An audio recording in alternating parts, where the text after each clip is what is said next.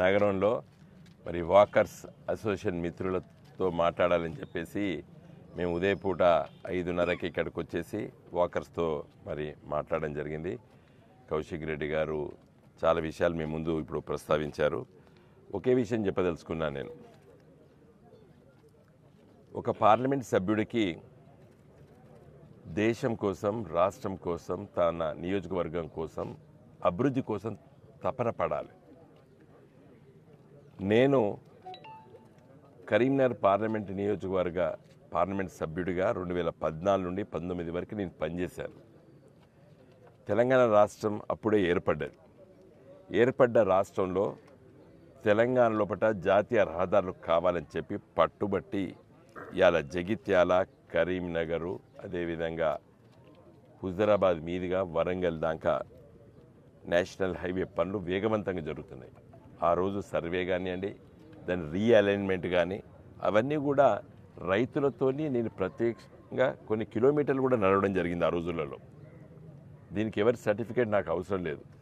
బహుశా ఇప్పుడు పార్లమెంట్ సభ్యుడు ఉన్నప్పుడు పనులు అవుతున్నాయి, కానీ ఆ రోజు మేము శాంక్షన్ చెప్పించి టెండర్లు, ప్రాసెస్, ల్యాండ్ ఎక్విజిషన్ ఆ తతంగం అంతా 4-5 సంవత్సరాలు పట్టింది. తర్వాత ఎవరు మమ్మల్ని అడగలేదు. ఎలకతుర్తి నుండి హుస్నాబాద్ మీదకి వెళ్ళి, సిద్దిపేట మీదకి వెళ్ళి, రామాయణపేట, పిట్లం, నిజంగా అక్కడ ట్రాఫిక్ కూడా లేదు, కానీ వెనుకబడ్డ ప్రాంతం కాబట్టి అక్కడ జాతీయ రహదారి కావాలని చెప్పి పట్టుబట్టి అది చేపించాం. ఇలా హుజరాబాద్కి ఈ బైపాస్ రోడ్డు వాళ్ళకి అర్థం కాక సెటిలైట్లో మ్యాప్ చూసేసి హుజరాబాద్కు ఆవల వైపు నుండి మరి జాతీయ రహదారి తీసుకొని ల్యాండ్ ఎక్విజిషన్ నోటిఫికేషన్ వచ్చిన తర్వాత రద్దు చేపించి జమ్మికుంట, హుజరాబాద్ మధ్యలోకి వెళ్ళిపోతేనే ఈ 2 పట్టణాలు అభివృద్ధి చెందుతాయని చెప్పి దాన్ని మళ్ళీ తీర్చిదిద్ది రీఅలైన్మెంట్ చేసినప్పుడు కూడా చాలా సమస్యలు వచ్చినాయి రైతులతో.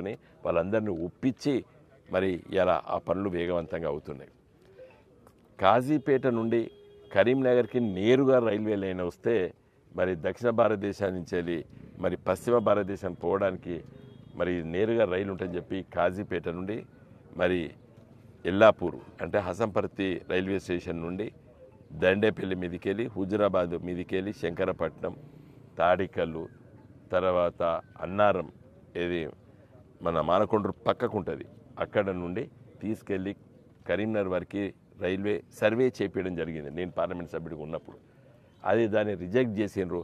మళ్ళీ మా డిమాండ్ పోని మొన్న కూడా మళ్ళీ దాన్ని రీసర్వే కూడా చేస్తున్నారు. అంటే నేను చెప్పే విషయం ఏంటంటే తపన ఉండాలి, అభివృద్ధి జరగాలని చెప్పి. ఇలా హుజరాబాదు, జమ్మికుంట ఈ 2 కూడా ట్విన్ టౌన్స్. ఈ ట్విన్ టౌన్స్లో ట్విన్ సిటీస్గా మార్చాలని చెప్పి అభిప్రాయం కౌశిక్ రెడ్డి గారికి, మా అందరికీ ఉన్న మా ఉద్యమకారులకు అందరికీ ఉన్నది. ఇది కరీంనగర్, వరంగల్ మధ్యన ఒక గొప్ప నగరాలుగా తీర్చిదిద్దాలని చెప్పి అభిప్రాయం మాకున్నది. దాంట్లో భాగంగానే మరి కేసీఆర్ గారిని, కౌశిక్ రెడ్డి గారు గెలిచిన వెంటనే మరి మేము ఈ పనులన్నీ కూడా మొదలుపెట్టించినాం. వారు ఎమ్మెల్సీగా ఉన్నప్పుడు కేసీఆర్ గారి దగ్గరికి వెళ్ళి 10 కోట్ల రూపాయలు శాంక్షన్ చేయించినండి. ఈ గ్రౌండ్కు 10 కోట్ల రూపాయలు, మీ పనులన్నీ చూడండి ఎంత మంచిగా స్లాబ్ దానికి వచ్చినాయి, ఆడ పిల్లర్స్ వేసినారు. ఈ 4 నెలల లోపల 4 సిమెంట్ బస్తాలు కూడా కలపలేదు. 4 నెలల కాంగ్రెస్ ప్రభుత్వం లోపల 4 సిమెంట్ బస్తాలు కూడా కలుపుతలేరు. ఇప్పుడు అన్నిటినీ ఆపేసింది కాంగ్రెస్ ప్రభుత్వం. ఎందుకు ఆపిందంటే జవాబు లేదు. అంటే కౌశిక్ రెడ్డి తీసుకొచ్చిండు కాబట్టి ఆపాలి.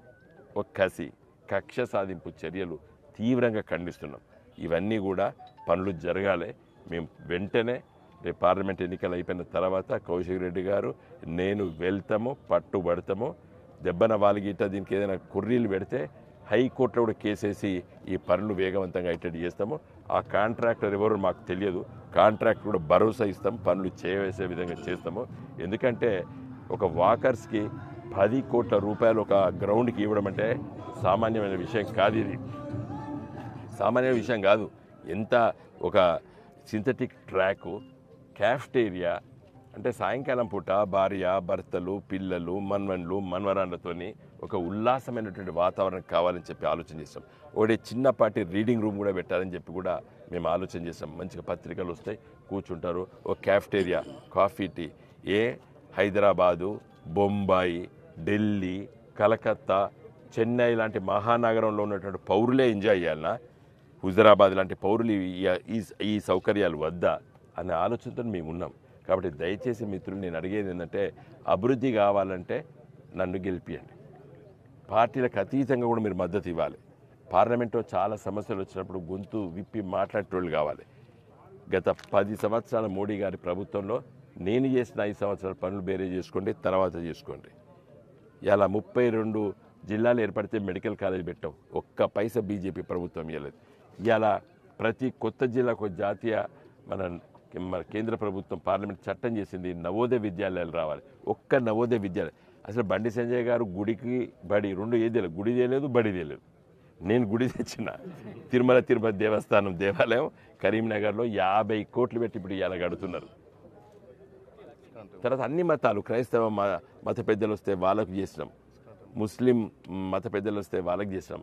వాళ్ళు పాపం పురోహితులు, వాళ్ళకి ఎక్కడ దేశంలో ఎక్కడ లేదు. బీజేపీ పాలిత రాష్ట్రాల్లో కూడా దేవాలయాల్లో, మసీదులో, చర్చిల్లో మరి పూజలు చేసేటువంటి వాళ్ళకి ఆర్థిక సాయం చేయాలని చెప్పి, జీతభత్యాలు ఇవ్వాలని చెప్పి నిర్ణయం తీసుకున్నటువంటి ఒక సెక్యులర్ ప్రభుత్వము ఇవాళ కేసీఆర్ గారి నాయకత్వాన్ని నడిచింది.